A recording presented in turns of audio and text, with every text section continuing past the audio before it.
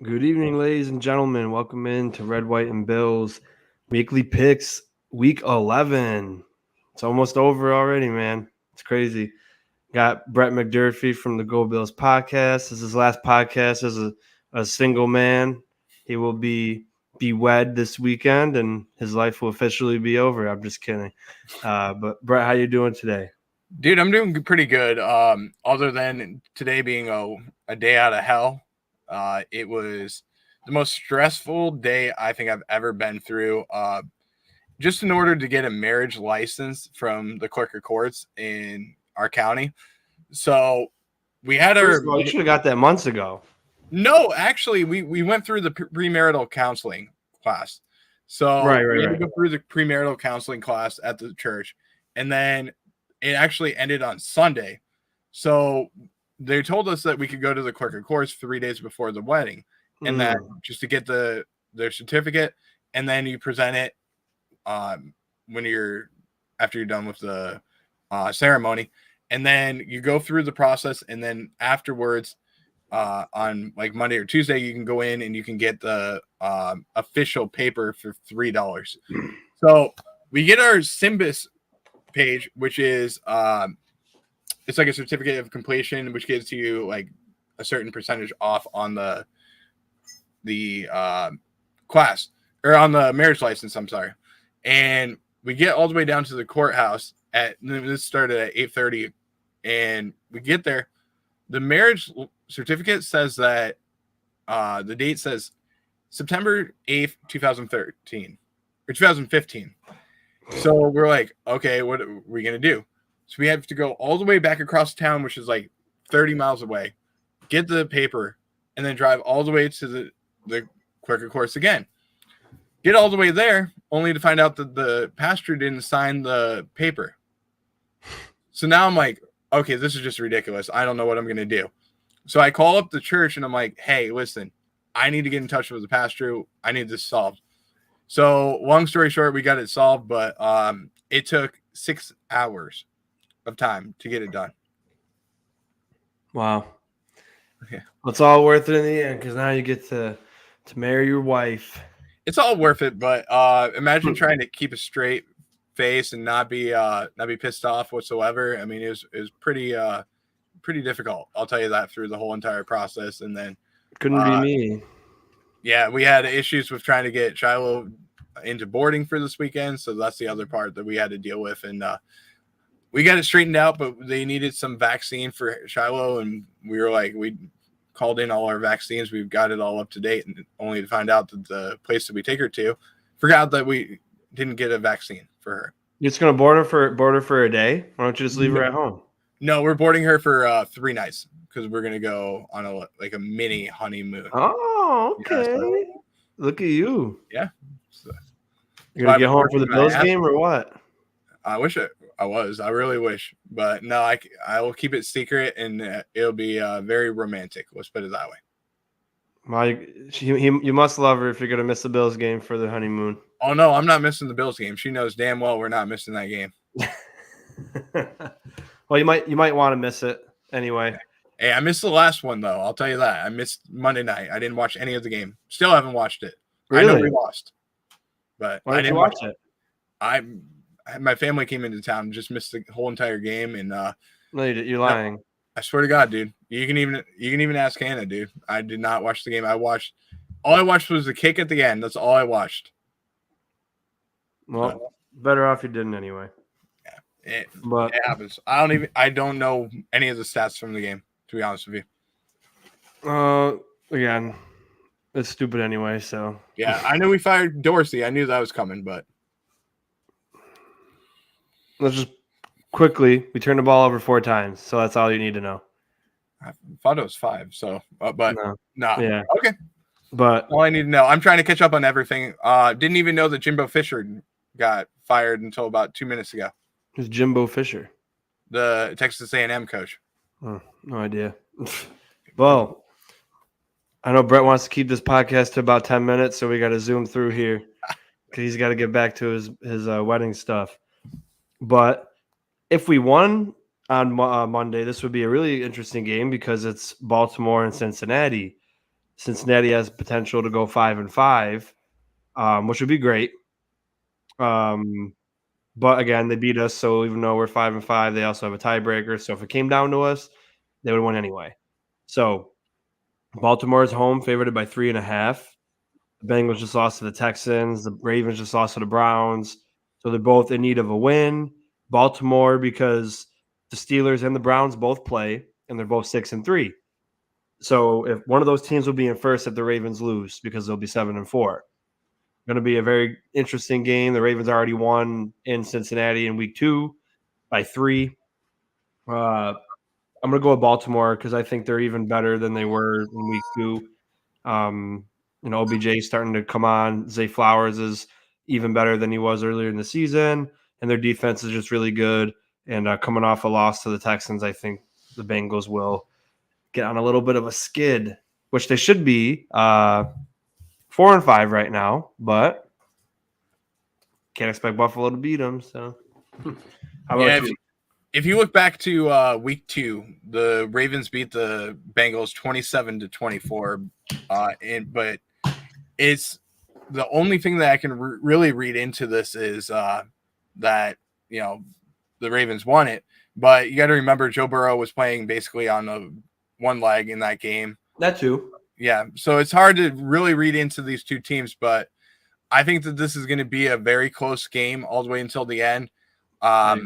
I mean, can I see the Bengals winning it? Of course I can. But I really think that the Ravens defense is getting a lot better. Lamar Jackson's playing pretty good as well. Like you said, Zay Flowers has been stepping up quite a bit, and you're starting to see Odell get back into his own. So I'm going to take the Ravens to win this one as well. Yeah, and it's interesting because the Bengals have no division wins. I think they lost to each one in the division. I'm not too sure. They're at least 0-2 in the division because I know they played the Browns. I don't know if they played the Steelers yet, but they go 0-3 in the division, 5-5 in the as their overall record. It gets kind of tough. Then they'll be in the same position that we are at that point. Right. Which again is good for us when teams keep losing. We have more of a chance, even though our chances look bleak. But anyway. Then you go into another game. It's going to should be a blowout. Dallas going to Carolina, favored by 10.5. I feel bad for Carolina because, in the preseason and before the season even started, I knew a couple Carolina fans. There was high hopes, and they're watching CJ Stroud ball out, and they're all feeling gloom about Bryce Young, and I don't think they're going to be able to do anything enough against Dallas to win. So I got Dallas. Yeah, I'm going to take Dallas. I don't see a reason why this game's going to be close. I think it's going to be a blowout. And Dak Prescott's looking pretty damn good this year, I'm telling you. MVP Dak Prescott. So I'm going to take the Cowboys to win this game very easily, short and sweet, to the point. Gotcha. And you got the Browns home against the Steelers, which we were hoping both would have lost last week, which both could have lost, but ended up winning in the end. They're both 6-3. Browns are favored by 4.5. I went with Cleveland because Cleveland has a better defense, even though Pittsburgh has a good defense. They're top 5 as well. But the Browns, even without Deshaun Watson, have a better offense than the Steelers do. So I'm going to go with the Browns ultimately, and they're at home. So, yeah, and this is another divisional game in the AFC North where the teams played in week 2. The Browns actually won 26-22 in that game, but there were 2 defensive touchdowns in that game, actually, and they still won by 2 points, or by 4 points, I'm sorry. So I think this is more of a get-it-right game for the Browns against the Steelers. So I'm going to take the Steelers won that game? I can't remember. The Steelers won that game 20. Oh, yeah, that's when T.J. Watt had like a scoop 6. Yeah, so I'm going to take the Browns to win this one. Their defense is legit this year. And I don't see a reason why they're going to lose this one. So I think they're going to go on a little bit of a roll and make the AFC North a little more fun. Oh, yeah. Then you got the Lions home against the Bears. I'm pretty sure Justin Fields is back because I had picked up Tyler Bagent in a fantasy league because I needed an extra quarterback because mine was on a bye. And now he's scheduled to have 0 points. So I'm assuming Justin Fields is back. So I'm gonna go. I mean, I would go with the Lions regardless, but just to throw it out there that Justin Fields is playing, coming off an injury. But yeah, Yeah. Lions should easily win this game. Yeah, I'm in agreement with you on this one. I think the Lions are going to win pretty easily. I just, the Bears are a mess this year. I mean, between all the injuries that they've had and the team in general, I don't see a reason why they're going to compete in this one. So I'm going to take the Lions to win this one pretty easily. Love it. Now I got my upset of the week. Cardinals beating the Texans in Houston. Kyler Murray came back last week, and I remember we both mentioned, I'm pretty sure, that we weren't going to pick Arizona until we saw what it's like with Kyler. And yeah, it was just one game, but I did want to pick them last week to win, but I just wasn't sure how he was going to come back and play off of the ACL. And they beat the Falcons. Right. Houston's a good team. They've been playing awesome football. Just beat the Bengals. They're 4-1 against 500 or better teams. So, which means they're 1-3 against under 500 teams. But still, I think Arizona is going to come away with this one. I think they're going to have a little bit of they're going to feel good about Kyler playing again and get some things going. Looked like he was same old Kyler. Yeah, I mean, I'm going to tell you this right now. Kyler looks pretty good for being back. I'm glad he's back to his normal self. But CJ Stroud is playing at an outstanding level right now. Oh, he's doing locked great. up. He's pretty much locked up the Offensive Rookie of the Year award. But I'm going to say this right now. He's getting into the conversation for MVP. I mean, I'm just going to say it right now. I mean, for a rookie to be able to do that hasn't been done since 1957 when Jim Brown won it. So, that would be crazy. But he could also be one of the only rookies to finish even in the top 3, which was Randy Moss that did it in 1998. Yeah. So, I mean, that's an incredible stat that could happen. But, I mean, I don't see why I'm going to root against the Arizona. I think that I'm going to root for Arizona. I think that Houston's going to lock this one up. I think it's going to be an easy win for them. But Kyler, like I said, I think Kyler's going to run quite a bit, but I don't think he's going to score a lot. I hear you. Yeah, and like I said, I won't be surprised. It's just I was looking for, now that the Bills kind of bummed me out, I'm looking just for fun. So I was like, oh, this will be interesting because they are 1-3 against below 500 teams. They did lose to the Panthers, but they are 4-1 against above 500 teams. So, I mean, it could be interesting. They're riding hot right now, so we'll see. But again, I won't be surprised if Arizona gets blown out either. Then you got the Dolphins at home against the Raiders, which disrespectful 11.5-point underdogs against Miami. After they've been on a 2-game win streak, I don't know. The Vegas Raiders team seems like they found new life. And I did remember I tease Jake all the time now because he said they won't win more than 3 games, and they're at 5 now. So, but yeah, I mean, offensively, they're still not all there, but that was against the Jets defense and the Giants defense. When the Giants defense did have a couple good games since they played against us defensively. So, Aiden O'Connell is a rookie. So, who knows? The Dolphins defense isn't that good. So maybe he can look pretty good. So, but still picking the Dolphins. Yeah, I'm going to take the Dolphins to win this one. I think the streak with Antonio Pierce ends this week. I just think the Dolphins need to get it right. If you remember, I don't know if you even knew this, the AFC East has not won in the month of November yet. So that's pretty crazy to see.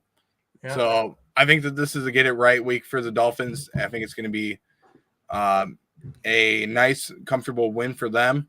But I wouldn't be surprised if this game got close because of the way that the Raiders have been playing too. Yeah. And it's funny you mentioned that because even the Jets still have a chance to win a division. Yeah. So they could win out, win a division. We could win out, win a division. Dolphins can win out, win a division. So but again, the Dolphins do have a lot of tough games coming up. They got the Jets twice. They got us one more time. They got the Cowboys. They got the Ravens. So they could potentially lose at least 5 or 6, maybe 7 games. Right. And week 18 could come down to whoever wins this game wins the division and makes the playoffs. That's true. So, again, starting to think about selling those tickets, though. Yeah, that is predicated on us winning football games, though. But I'm not going to sit here and say the Dolphins are going to finish 14-3, 13-4, or even 12-5 because the Ravens are going to be tough. They're probably split with the Jets. Just going to assume they did get blown out by the Jets last year, 40-10 or 40-17, and then Dallas is Dallas, so it's tough regardless. And then they can't beat us, so it's going to be tough even if we're not playing good. So hopefully, since everybody said that Dorsey was the main issue and he's gone, so we should be Super Bowl bound now, and we should be winning every football game that we play. So with that new information, this division is not over, and I feel like it'd be easier. I know we're getting off topic for the weekly picks, but I think it might be easier to win a division than making a wild card, in my opinion. Yeah. So I agree. Even though I feel like we're dead, we're not yet. So, but then you got the Commanders, 9.5-point favorites versus the Giants. And it's funny. The Commanders, they play great football one week, and then you're like, damn, they lost like really bad, and they're like, oh, and then Sam Howell's leading the league in passing yards. Yeah, and he's up there in passing touchdowns too, in the top 5, I think. But I remember when we got 4 picks on him, everybody's like, oh, it's because it's Sam Howell. It's Sam Howell. That was his worst game of his career, and every other game he's got like 4 touchdown passes. So that was when our defense was our defense, and it was humming, and that was probably going to be the defense all year, picking off everybody and forcing turnovers and shutting people down. But it didn't happen like that. I'm going with the Commanders. The Giants, unfortunately for them, are this, especially with Tommy DeVito, they're just a dumpster fire. So I'm going to go with Washington in a major way. Yeah, I think this is going to be a major win for the Commanders. I don't see a reason why Tommy DeVito, even though, Syracuse product, like him, even though he didn't graduate from Syracuse, he graduated from Illinois. I think that this is going to be a game that the Commanders are going to win easily. And I just don't think that the Giants are going to be competitive. And I think there could be a change of the guards later in the season, but also you got to remember that Brian Dable took them to the playoffs last year, so they might give him another year. And you got the Chargers going to Green Bay. The Chargers favored by 3.5. Green Bay had a chance to save their season a little bit last week against the Steelers, and then they got it close, and then they folded in the end. Then you got the Chargers 4-5. Their season's technically not dead yet, just like ours is technically not dead yet, but you're kind of leaning towards, it's probably over. But they still got a fighting chance. They win this game, they're 5-5, and they're in the same position we are. And we get to play them at week 17. So that could be a big game as well for both teams. But I'm going with the Chargers here. It'd be nice for them to lose. I just haven't felt like Green Bay's got it all together yet. You're on mute, buddy. Thank you for that. I realized I was so, but no, I do think that the Chargers are going to get it right. I don't think that the Green Bay is a good team right now. There's too much going on. The offensive line is not playing very good, and Aaron Jones, I mean, he's been MIA throughout the whole entire season. So I don't know what's going on, why they can't get into an offensive rhythm, especially with Matt LaFleur. And this is crazy, but I just think that the Chargers are going to be able to get it right after losing last week to the Lions. I think it's going to be just a game that they're going to figure things out in. Absolutely. Then you got the Jags home against the Titans by 6.5 points, favored for the Jags. This is a big game because the Texans already beat the Jags. So if the Texans win, they'll be 6-4. And if the Titans can pull off an upset, which is entirely possible, which I'm not going to pick the Titans, but if they did win, then the Jags would be a wild card team, which would also be, I know we're it's a weekly picks episode, but we're a Bills channel, so I always bring it up. It's better if the Jags win the division because we lost to the Jags. We don't play the Texans. So we want to have an opportunity where like the Texans maybe have 6 conference losses and we have 5. And then Right. we get in the playoffs because of that. Because if it's like that versus the Jags, they already beat us, so it don't matter if we got the same record. But I do think the Jags will win. They got absolutely embarrassed, and that's one thing to say too. We may not be good right now, but every game has been win or loss has been close. Oh, except for the blowout wins that we had. But Yeah. most games have been within a score. Right. So as bad as we played, we haven't been blown out. Jags got blown out a couple times, so they're going to be looking to rebound at home. But the Titans are the team that can come out and shock people. But I'm still going with the Jags. Yeah, I mean, do I want to take the Titans to win this game? Of course I do, but I think that the Jags need a bounce back game, and I think that that's going to be where they get things going. Been a little bit surprised with, I thought that Trevor Lawrence was going to be an MVP candidate this season. It's just it's kind of been like a weird season for them, and I thought that ETN was going to have a bigger year too, and just hasn't worked out. But I think that this is a game where they're going to bounce back, get right on the right track, and might see the Jaguars in the playoffs later on. Yeah, possibly. Hopefully. Then you got the Niners home against Tampa. Niners favored by 11.5. They were on a 3-game losing streak, and then they just smoked Jacksonville. So everyone's back to – see, that's the difference. The Niners lost 3 in a row. They were considered the best team when they were 5-0. They lost 3 in a row, and everyone's like, oh, wow, what's wrong with the Niners? And then all of a sudden they get a blowout win, and everyone's like, oh, the Niners are back. One blowout win isn't going to change that for Buffalo. Right. It just goes to show that it wasn't the worst case scenario, but then we allowed it to get to that point. So I agree. Niners are back to being that team where everyone's like, they're probably going to win it all. Tampa Bay, people talk bad about them because the Bills beat them, so they don't want to give the Bucs any credit. But Tampa Bay is a decent team that has got playmakers that can win football games. So I think should be a good game, but I think San Fran's going to win this one in the end. Yeah, I think San Fran's going to win it too. We're kind of in agreement on a lot of these games this week, but I just don't. The only difference is the Cardinals game.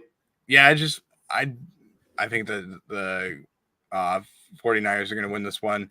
I mean, let me put it this way: the Buccaneers have been kind of a Cinderella team this season, if you want to say, but I just don't think that they're going to be able to compete with the 49ers. I think they're outmatched in a lot of aspects. The only area that I would say that the Bucs can stand a chance in is their linebackers versus going up against possibly George Kittle. That's the only area I think that they can compete in because Devin White's very good in coverage. But yeah. I just don't see a reason why they're going to win this one. And I think that Baker is going to be going up against a tough defense. I think there's going to be a lot of turnovers, and the 49ers are going to get it right. And it's going to be a good game to watch for turnovers. But, I mean, for Tampa Bay to go across the West Coast, I just don't see them competing, to be honest with you. I think it's going to be a fun game to watch if you're looking for interceptions and a lot of points by the 49ers. Absolutely. Then you got the shitty game, Buffalo versus the Jets. Still Buffalo somehow favored by a touchdown. I still don't understand why after they played in the last 10 weeks they're still becoming touchdown favorites against teams. It just doesn't make sense to me. We'll see. We got Joe Brady calling plays, and like I mentioned earlier, actually someone sent me a picture of a comment that they saw on the internet that Joe Brady is the next Kyle Shanahan, which is completely stupid. But I'm going to read the comment anyway because I want people to laugh, and you might get a laugh out of it too. Someone put, finally, a step in the right direction. Too little, too late for this season, but I think it'll help for the coming season. I hope Joe Brady is good, though. Then someone said, Joe Brady's the next Kyle Shanahan. Huh. Well, I don't think that's true. I will say, I'm not going to get into it too much here because we got shows to do later on. Well, Brett's not going to be because he's going to be getting married. But, you know, I don't want to hear anything bad about him. And if, so say, say we could do the same stuff, which we're going to continue to do the same things, which, turning the ball over, shooting yourself in the foot, penalties, fumbles, drops. If all that stuff keeps happening, I don't want to hear anybody say, "Oh, Joe Brady's play calling. Joe Brady's play calling." But if the other hand is true, where we're not turning the ball over anymore, we're not dropping passes, we're not fumbling, and we're not getting penalties, I don't want to hear, "Oh, I knew all we needed was a change. Like Joe Brady's way better than Ken Dorsey." I don't want to hear any of that stuff. So hopefully it works. Hopefully we're all set. And, these players that realize that they lost a guy they respected and their friend a job because they played like shit for 10 weeks. And I always mention it could be like, say you, Brett, personally think just think about it this way. You think Ken Dorsey's play calling is the absolute worst in the entire NFL history, right? Let's just say that. But if you look back at all the games we lost, and we'll just use, a couple for example, last game against Denver, turned the ball over 4 times, and we lost by 2 points. The Jets game, we turned the ball over 4 times, lost by a punt in overtime. Right. And that's 2 games right there that we should have won. So that's 7-3. Then the Bengals game, Kincaid fumbled in the red zone, which could have been should have been I'll count that as a touchdown. And then we got a penalty that took us out of field goal range. That's 10 points. Right. Oops, I don't know what I did to my camera. Hold on one sec. You're still on, though. I can hear you. Okay. But so that's 10 points. So we would have scored 28 against the Bengals if it happened how it happened. Right. That's 8-2. Easily. The Patriots should be 9-1 or 8-2 right now. The Patriots game, we scored 25 points, and Josh threw a pick in the first play of the game, just like he didn't. He didn't do it the first play of this game, but we fumbled the first play of the game here against Denver, and then that changed everything. So in the Jags game, they should have had 40 points, the Jags. So I don't think we would have won that game regardless because we forced 3 fumbles inside the red zone where they would have got points. So should be 9-1 with the worst play calling in the entire universe. So just think, I want people to think about that. Regardless of what you thought about his play calling, if those little stupid mistakes and turning the ball over 4 times didn't happen, we could be potentially the 1 seed in the whole NFL right now. Yeah. But we're 5-5. And the scapegoat is gone. So there's nobody that McDermott could put on top of the sword. He got rid of Leslie Frazier. Chad Hall left willingly for the same position, and now Ken Dorsey's gone. So all that's left is McDermott for everything to fall on the sword. So we hope that this gives the players a spark to be like, okay, we got someone fired, and we can miss the playoff. And I hate that Josh said twice now. He said this before the Broncos game that time is ticking. We don't have much time left. We know we got time to turn it around. Then you lost. Now you're 5-5, and you said the same exact thing you said last week. That just goes to show me that he's just talking. He doesn't really understand that your time is really up. You have to maybe lose one more game, and it has to be against the Cowboys or the Eagles. You can't lose to the Chiefs. You can't lose to the Jets. You can't lose to the Chargers. You can't lose to the Pats or the Dolphins.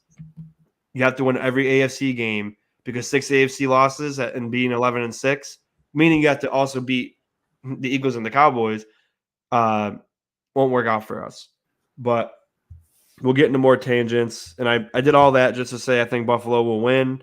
And I also say, our backs are against the wall. Your backs were against the wall last week. Your backs were against the wall against the Patriots. Your backs were against the wall the whole season, and you're 5-5. Oh, you trust the guys in the locker room? Well, you're 5-5. Oh, you believe in your team? You're 5-5.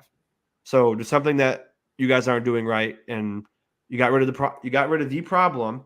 So I don't want to hear anything if Josh shows 3 picks tomorrow on Sunday or 2 or 1 when he fumbles and we turn the ball over and we can't move the ball. I don't want to hear anything.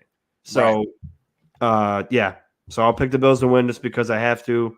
I considered picking the Jets for this because I want to win. I want to win weekly picks.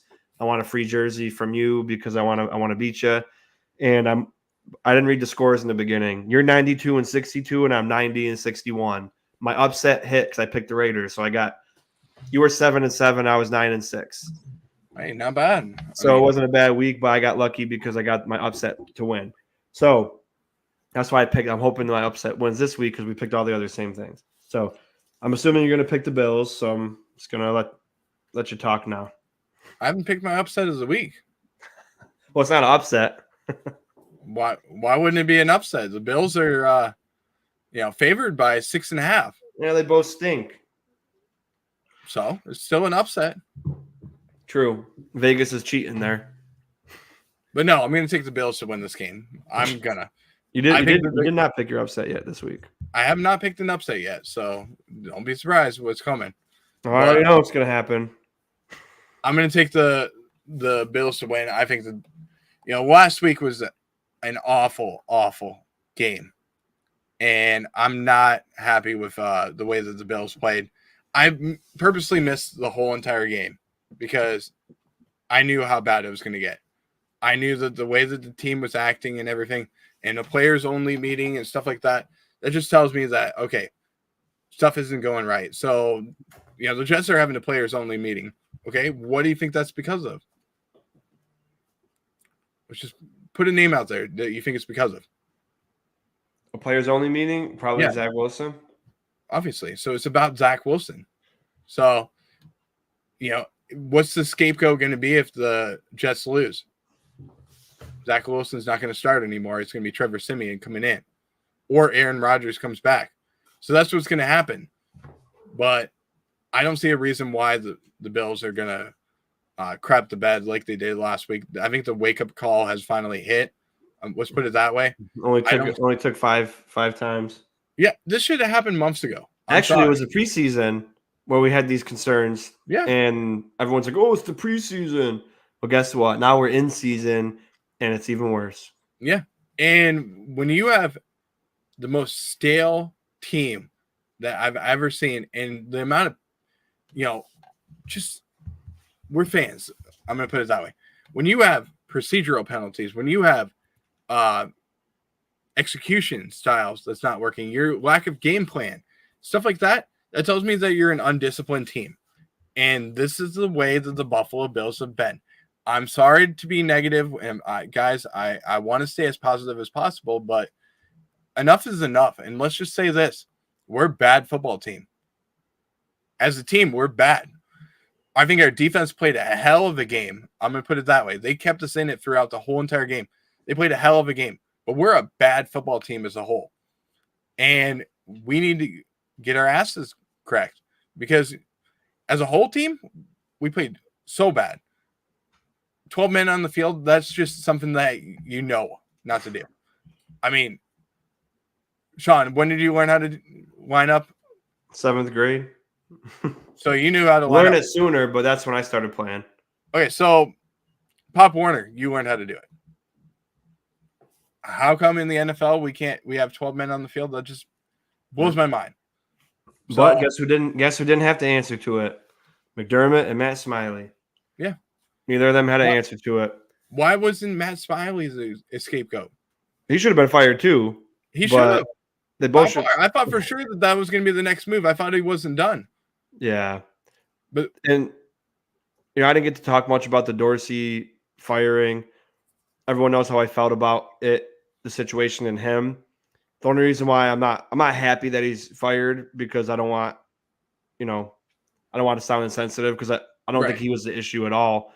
No, but the only reason why I'm happy with it is because now we're closer to for everyone else to seeing the truth of what the real issue is. Because he's gone, nobody can point the finger at the real problems, and then now we're finally going to know the truth. But you've been talking about Matt Smiley for weeks and weeks, and it goes back to since he's been here. The special teams has been trash for the last 2 years. So he got hired 2 years ago, I believe. Because our last special teams coordinator got fired. Heath Farrell left for another job. Yeah. Oh yeah, he left. Left. No, he did. He actually did. That's what I mean. Yeah, he knew he knew what was coming. So he's like, yeah, guys, sorry, I'm gonna part Well, ways. look at what the Buffalo Bills have been through as a whole from when Sean McDermott took over and where the offense has been. So we started off with Rick Dennison. Okay. He's gone. Then you go from Rick Dennison to, I'm trying to remember who it was, but I went right to Dayball, I think. I don't think it was Daboll because He got here in 17, and then Josh had Dayball his whole career. I think we had one more in between. I'm almost positive we've had one more, but I thought there was 4. So I thought there was Brian Daboll, and then maybe because maybe he fired Dennison in the first in 2017 in the beginning, and then they got someone else on, and then they got Dayball in 18, maybe. Yeah. So there's been 4 offensive coordinators under Sean McDermott. So let me see who it was actually. I'm gonna try and see. Yeah, it's slipping my mind. Yeah, I know for sure there was another offensive coordinator in between, but I'm trying to remember who it was, and it's going to draw my mind. But Leslie Frazier fired. I mean, there's a lot of names that were fired, but there was definitely somebody in between. Yep, Chad Hall left purposely for the same position in Jacksonville. So the writing's on the wall, guys, and I'm tired of everybody pretending, and it's just I'm interested to see what's going to happen.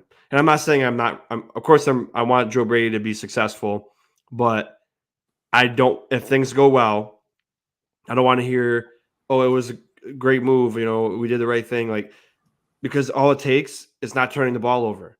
All it takes is not causing stupid penalties. All it takes is not dropping the football, and we're 8-2. Right. So I don't want to hear he turned it around, because it wouldn't be him turning it around. It's the players finally started playing. And I don't care if there was the worst play calls in the world, because there was always an outlet for Josh for him not to make a dumb mistake, and he chose to do it over and over and over again.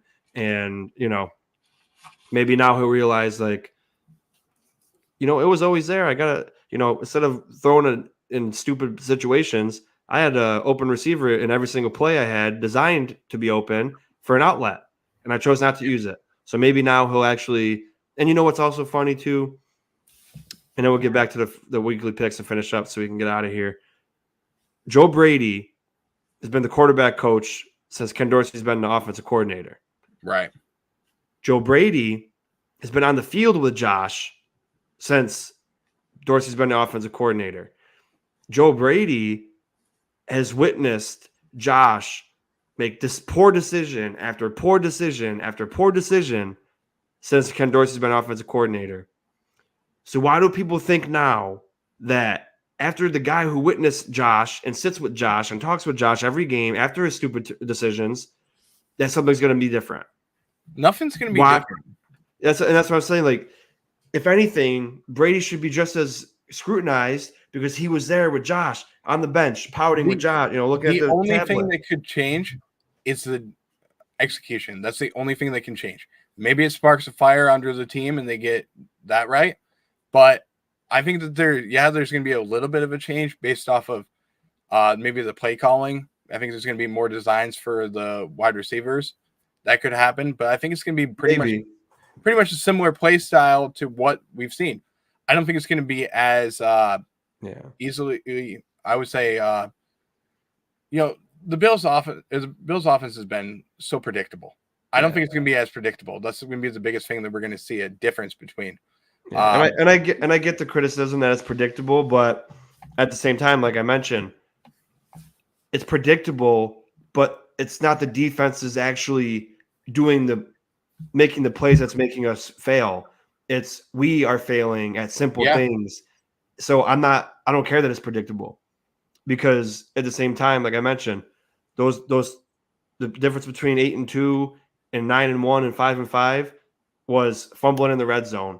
Yeah. 4 picks in a game, fumbling the first play of the game, jumping off sides, false starting, holding. That's nothing to do with predictability. And so I agree with you. It could be a little bit predictable, but it had no effect on why we lost games. Lack of execution is what I'm getting at. Yeah. No. I'm not saying you're wrong. I'm just saying execution is exactly what I'm getting at. Yeah, you're absolutely right. And like I mentioned, it is predictable, but other people were mentioning how like that's why we weren't good. And it's like, oh, people see it on film and they know. That's why people watch film Exactly. because you see stuff. Like, So Sean, I'm gonna stop you there for just a second, and I'm gonna say this because I've never really given my side of how I feel about Ken Dorsey leaving the Buffalo Bills and being fired. Personally, I'm in the same agreement as you. Do I think that Ken Dorsey deserved to be fired? Not necessarily.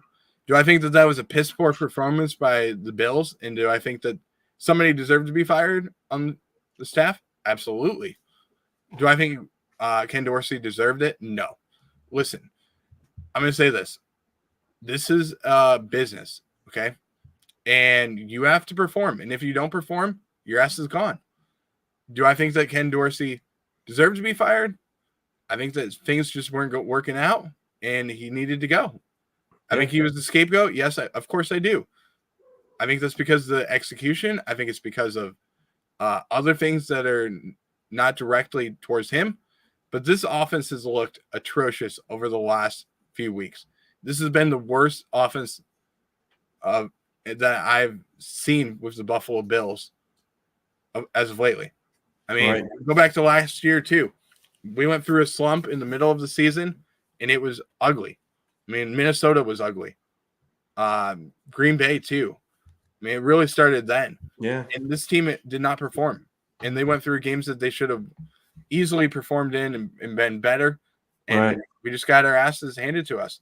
And I think that now it's just a time where we needed to make a statement to the team that, you know, we needed to make a move and just and get around it. And that's what we did. But let's get back into the weekly picks, though, man. I want to get. Yeah, I know you want to get going. I definitely agree, though. I do want to say, though, that Minnesota game, we did score 30 points, and we lost because Josh fumbled the ball in the end zone and gave up a touchdown, and then he threw a pick in overtime. So, we went through a couple lows, and we just never got out of them. So I agree with you, and we're sorry, everybody, we got in a tangent, but those fans are not okay because we should not be in this position. So, Sean, let me ask you a quick question, though. Sure. Next season, though, what do you think the Buffalo Bills should do? Because, you know, I mean, I'm an advocate for let's find a really good offensive coordinator that has experience with play calling, has matured a quarterback in the past. But would you rather see the Bills go with an offensive coordinator that's been in the college rankings, or possibly see a veteran NFL coordinator?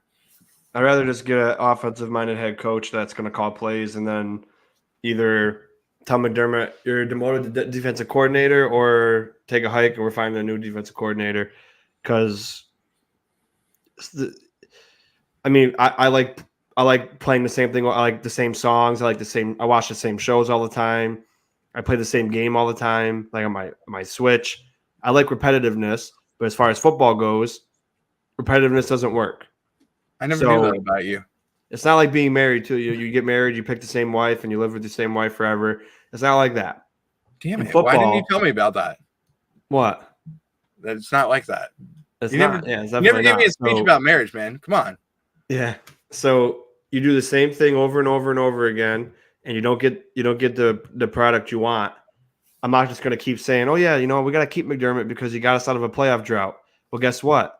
He's getting us into a playoff drought because he's went from AFC Championship getting blown out to great divisional loss, still a divisional loss, but great loss, then getting blown out in the divisional round to maybe not making the playoffs.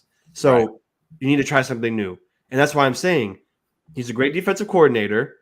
Yep. He's never been a great head coach. He has terrible decisions. Even as a defensive coordinator, he makes terrible decisions, like calling an all-out zero blitz on 3rd and 10 when the Denver Broncos are already out of field goal range and doing an all-out blitz, and then Rush just tosses it up 500 feet in the air and gets the penalty. And then now they're in field goal range and we lose.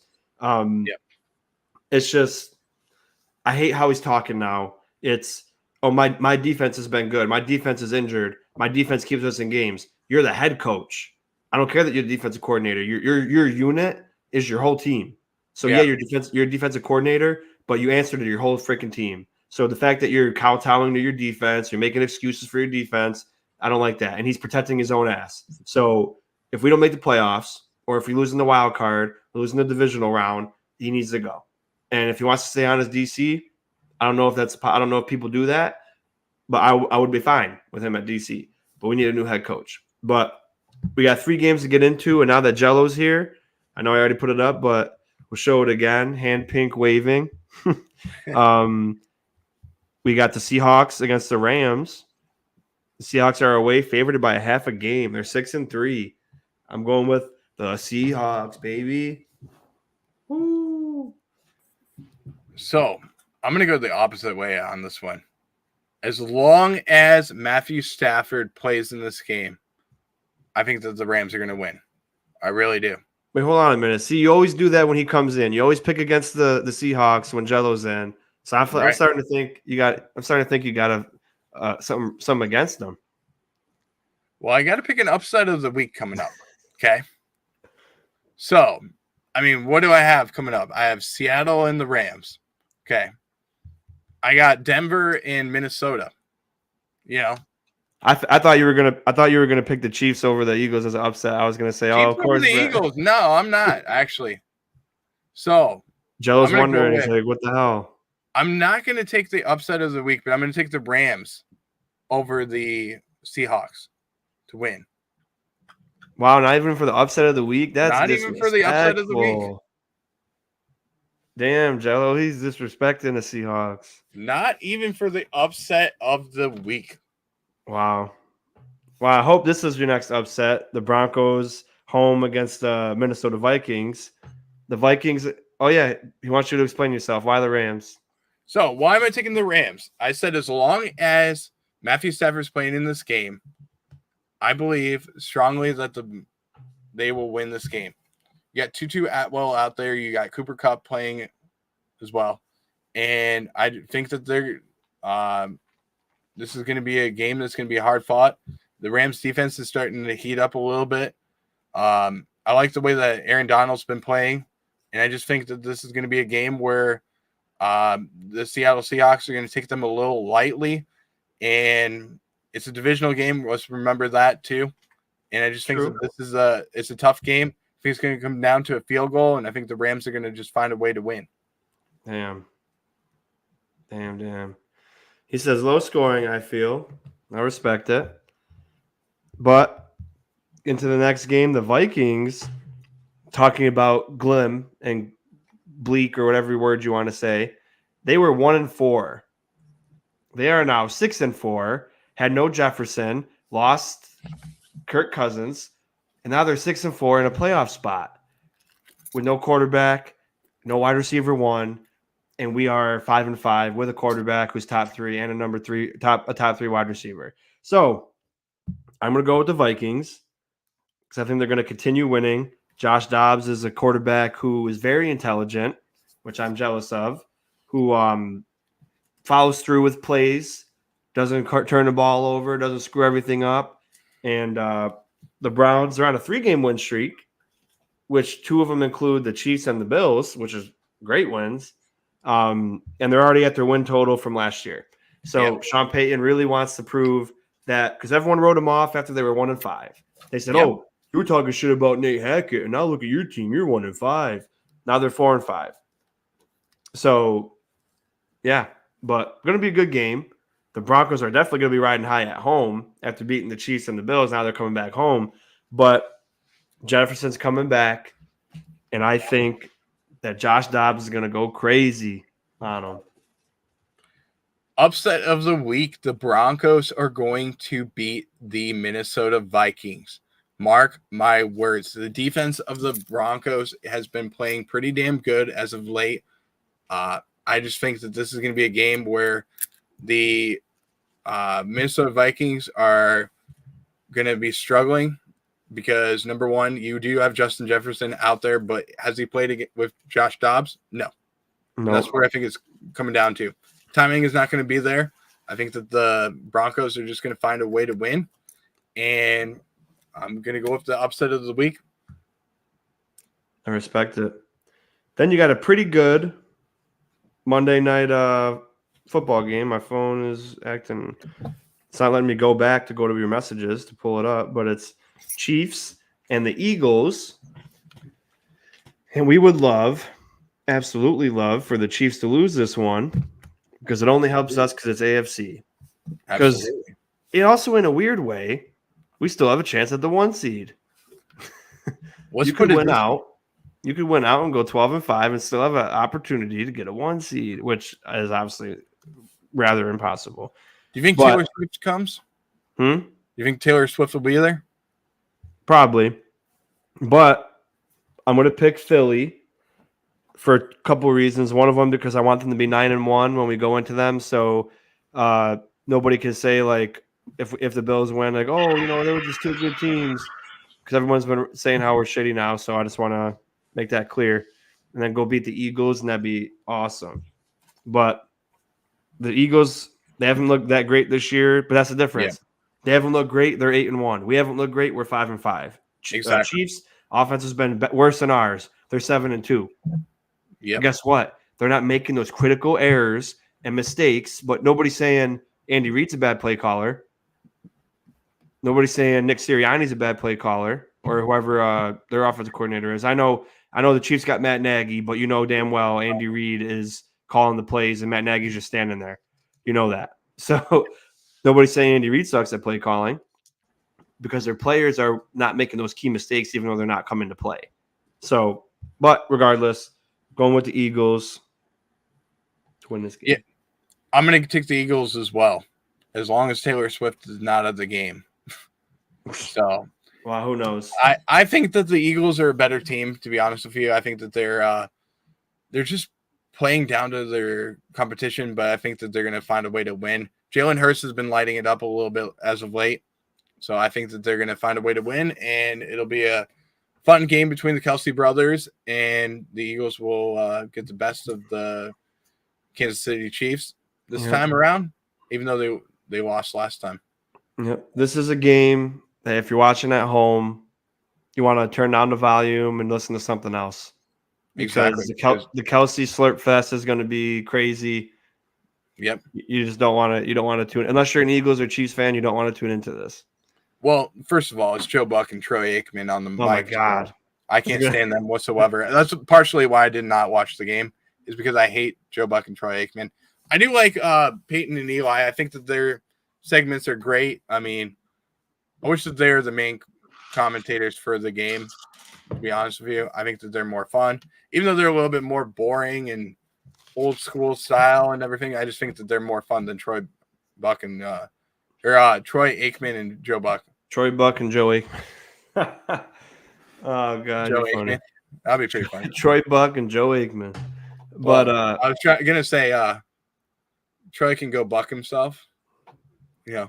Oh, yeah. Yeah, I kind of feel that too, that they're kind of too off topic. I get it. They kind of just try to do their own thing. But I don't watch them. So, all right. Well, that wraps up weekly picks. I know Brett's out of commission for a bit. I got a busy, definitely got a busy week because Tyler didn't go live tonight because he had a personal thing to take care of. So he'll be live tomorrow at 8 for Paying the Bills podcast, talking about the shit show and then upcoming game. Then I'll be on Mafia Sports Report tomorrow, subbing for their Mafia Means Family podcast because they won't be able to attend. So I'll be filling in for them on Mafia Sports Report's channel. I still need to do my offensive line, all 22. And then I'll be doing Red, White, and Ruthless with probably Tommy from Mafia Sports Report if you could still make it. And then, maybe a pregame on here. But I won't be able to do a live.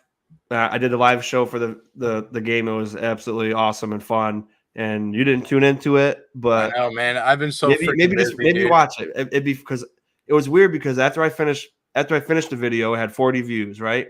Right. And then since then, it's gotten 50 more. So people are watching it after it's over. So it's pretty interesting. So there's somebody pinned a comment of the timestamp of when they missed the field goal. Because I was like, man, now they're going to kick the field goal and they're going to win. And then they missed it. And I was like, whoa, fuck yeah. And all of a sudden I go, oh my God, a fucking flag, Jesus Christ. And it's just like, it's really funny. So maybe just watch it. It's just for Oh, fun. definitely. But I probably won't be able to do it for this game. It's at 4:30, and my son's going to be awake and likes to be in the living room, so he'd probably like knock the laptop down. But Yeah, maybe for the primetime games, I'll do all of the live streams. for But sure, man. we just want to, from us to you, we want to congratulate Brett and Hannah for getting married, Thank you, and man. wish you guys nothing but happiness and love, and times get hard, but you realize to get through the hard times with, and really just listen, understand each other.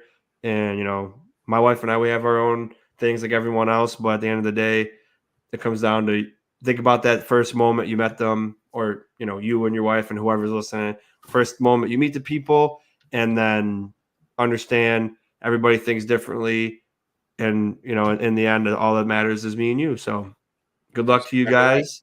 And, when you get back, we'll all be here waiting for you. And Brother, I'm going to hopefully, be back Monday morning. I promise you that. I'm just hopefully only. your marriage on Saturday will rekindle a new marriage for the Buffalo Bills to be good at football again. Hey, listen, I think the overall, the last time that there's been weddings and Jake's been at a wedding, the Bills have won. So we just needed Jake to come down here. I tried to beg, borrow, and steal him away, but unfortunately it didn't happen. But you need to make your way to the damn stadium too, man, because when you were there, they win. So that's They have a gonna lot of happen as money. well. That's why I'd be at your wedding if I had the funds. Listen, So, I got you, man.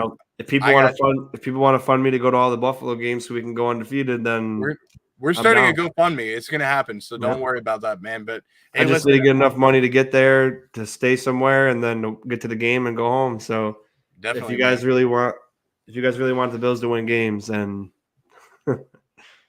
We'll but make it all right. happen. But hey, listen, I want to say I appreciate it, man. I appreciate the time off that you. I had to, request off, but listen, you're gonna hold down the fort for everything. I really do appreciate you doing that. But listen, always here, and for the next couple days I'll be gone, but we'll get back into everything on Monday, and maybe we can do a new episode of the show on Monday or something like that. Maybe we can just have something come out and do that. But for sure, I'll be watching the game this week, and I'll be thinking about you guys. But I won't be taking a honeymoon until February, though. Awesome. Yeah, Baker said it was a great live stream. Good, and it was hilarious. Yeah, it was really funny actually, because you go like when the guy put the timestamp in, I was like, oh, what the heck is that? And I just watched the moment again, and I was like, this is probably hilarious when you watch, and I was glad for that, because honestly, I could get pretty upset and down during games, but the fact that I had people there like Jello having fun, and it kind of kept me grounded when I knew that the game was shitty and had a shitty ending. So definitely want to do that again. I actually had people from different fan bases come to watch it too, like Vikings and Dolphins. So it was really fun. So That's great, though. looking forward to that. But I'll definitely check it out for you, brother.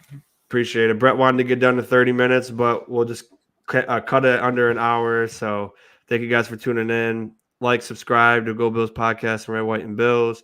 We'll see you next time. Congratulations, Brett, getting married, and we'll see you next time. Go Bills. Go Bills.